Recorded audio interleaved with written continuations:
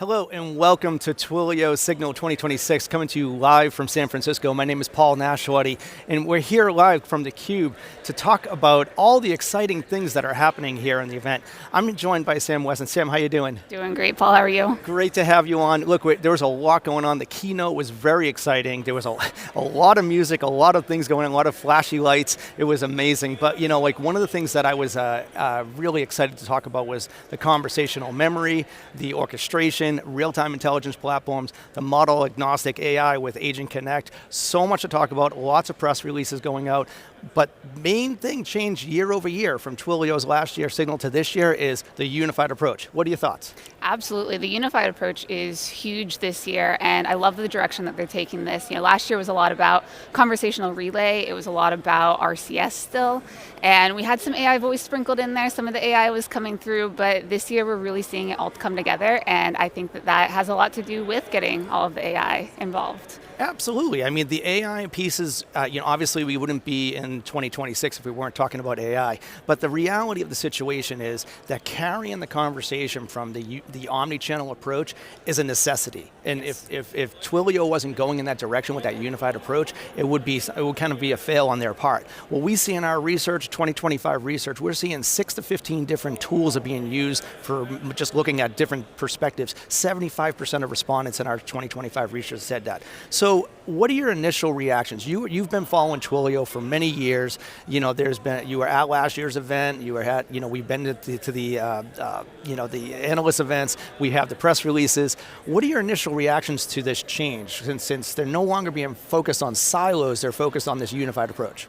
Yeah, I mean, it's absolutely critical. Twilio's been gold standard for SMS for a long time. So organizations would start with SMS and they would grow from there. And there was always more products, always more that they could do. A lot of times we were hearing that, I didn't know Twilio could do that.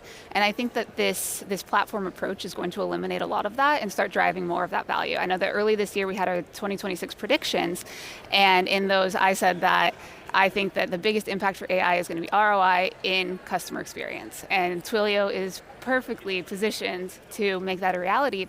And based on what they're talking about here, they are primed for that.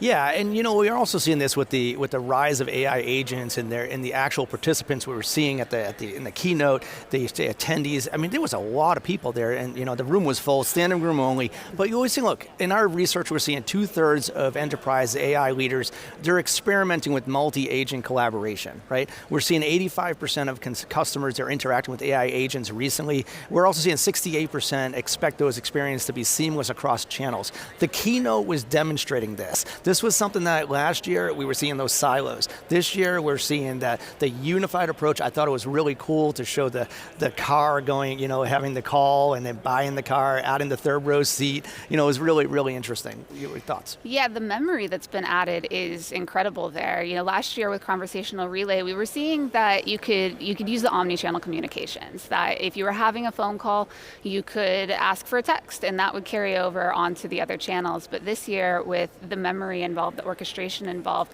we're actually seeing that carry forward through every interaction. So beyond just the one interaction that you're having across multiple channels, you're having that conversation, you're saying that you're busy now and that you'd like to talk about this later, and then when you call back, the conversation picks up where it's at. And beyond that is even when it changes from interacting with those AI agents to the human interactions, you're continuing that same conversation with context, with sentiment. The client is stressed, the caller is stressed, and you need to use that human empathy that the AI lacks. Yeah, I thought it carried from when Co opened up. He was talking about the infrastructure play. The conversation piece is absolutely the memory piece of driving that discussion. But taking it back to the beginning when Co was talking about how making the infrastructure seamless, right? And I like to believe that infrastructure should be invisible to that upper level, right? It really needs to be just work, right? I call it the plumbing, and in the app dev practice we call it the plumbing. But I'm sure my colleagues on the infrastructure side see it differently. But I think that the context from channels to context was definitely Twilio is definitely driving in that direction. I definitely also see that the movement of in this direction of conversational memory, conversational orchestrator, and conversational intelligence with the combination of Agent Connect really ties it together. You were kind of talking about that.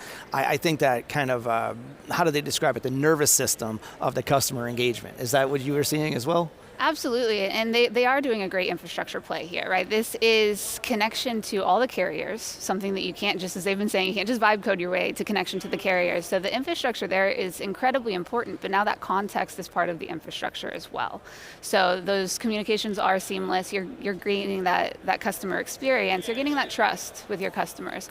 And I think that's really the message that needs to come through this year, is that the data isn't siloed anymore. It's not multiple platforms that you're logging into to use Twilio. You are getting that seamless experience of one console, one platform, one single layer of infrastructure to drive all of those communications. Yeah, and they were tying in the different systems, right? We were looking at after the fact data, right? So CRMs and CDPs kind of bringing together, built for real-time kind of interaction context. That's not what historical systems are built for. So these legacy or heritage systems really need that integration complexity solved. Yes. Right, and we're seeing that where you're pulling from external systems, this matters because, historically you'd see that it was very siloed. The leads were broken experiences, repeat information. We all know it when we go to a doctor's office or anything, we have to write down the same thing like 5 times. That's annoying, right? It is. I love that vision. I love that, with this conversational memory, the context travels with the, interaction and integration across the different channels. That was important, and it's complementary to the CRMs and the CDP. So, I think that breaks down the issues that we were seeing with historical problems. The idea around how Twilio has context in motion was also key. But yeah, what are your thoughts around that? I know we kind of touched on it there, but what were your thoughts around that as well? It changes how customer experience is architected. That this is the new context layer. This is your new infrastructure layer. You abstract away so much of the complexity on getting it built, and you can actually focus on delivering that customer experience. If this is the year that hold music dies, I will be thrilled.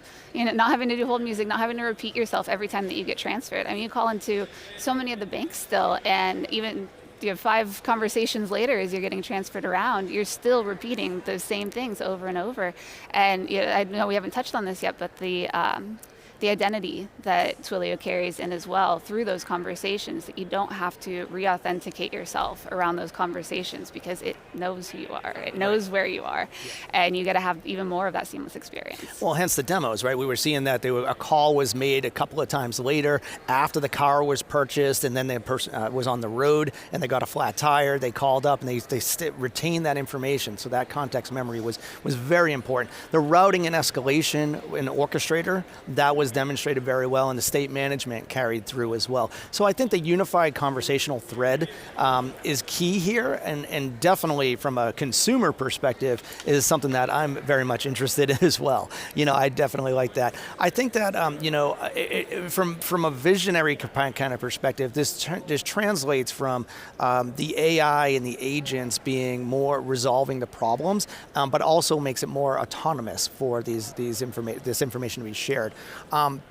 I do want to switch to the one other thing that was, when we're talking about the Agent Connect piece, that was a big factor here because one of the things that people tend to forget is this is not a greenfield opportunity, or not necessarily a greenfield opportunity. You want to look at, well, you have your existing environment, you may have open source, self-hosted, model agnostic frameworks. The Agent Connect allows that all to be tied together. What were your thoughts there? Yeah, I think that's one of the things that Twilio does really well in general, is that they are built for builders, in that you can start where you're at, they meet you where you are in your journey. Whether you've been using Twilio for 10 plus years or you're starting today, you have the blocks in place to pick up where you are. You don't have to lift and shift your tech stack, you don't have to destroy what you've already built. You plug in Twilio to where you are, and that the open source nature of that, and I know it's not open source, the open source nature of that is incredibly powerful, of finding that immediate ROI, finding that value very quickly. I know that during the keynote, Co was saying that 6 months is the return, and that's just incredibly powerful. Yeah, absolutely. Well, we see the AI model landscape. It is evolving rapidly. It's changing. Just a year over year, we've seen a significant change, right? Enterprises are really hesitant to lock into one vendor because of this reason, right? What we see is, in our research, 44% of enterprise AI leaders, they're moderately confident in automated agents today. That's kind of scary because, I view 2025 as the year of innovation, 26 the year of execution, right? And if you're not, it's going to be challenging. So the reality check here is, model switching is not equal to simple. Right, when you think about it. Prompt tuning, data alignment, governance layers, those are all areas that need to be kind of looked at. And what I liked about the messaging here is Twilio abstracts this conversational layer and the communication layer, it abstracts the complexity. Complexity and skill gaps are always the challenges we see in every conversation that that you and I are in, and that's something that they're definitely hitting. And it reduced the cost as well, so the TCO piece. The other thing I would absolutely talk about here is the movement from a CPaaS to really just an overall pass. That goes back to the infrastructure conversation, but it also ties into the customer engagement platform, the CEP, right? That is really where this is all moving to. So a CPaaS or CCaaS, a CDP, and AI, it all comes together into that customer engagement platform, the CEP, right? So I think that's a big factor as well. What are your thoughts there? I think just the fact that you don't have to log into so many platforms now to access all of your Twilio tools is going to be really important as we move forward, especially as we do start to involve AI here. I know that you said 44% of enterprise AI leaders are moderately confident.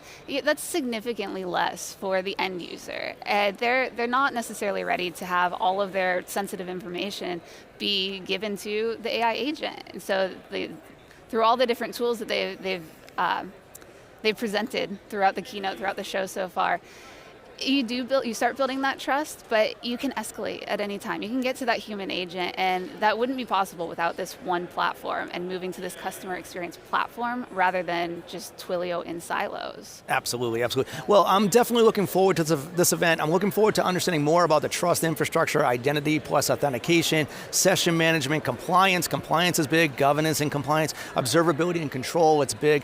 All of this kind of plays into it. Lots happening at this event. Final words, what do you have?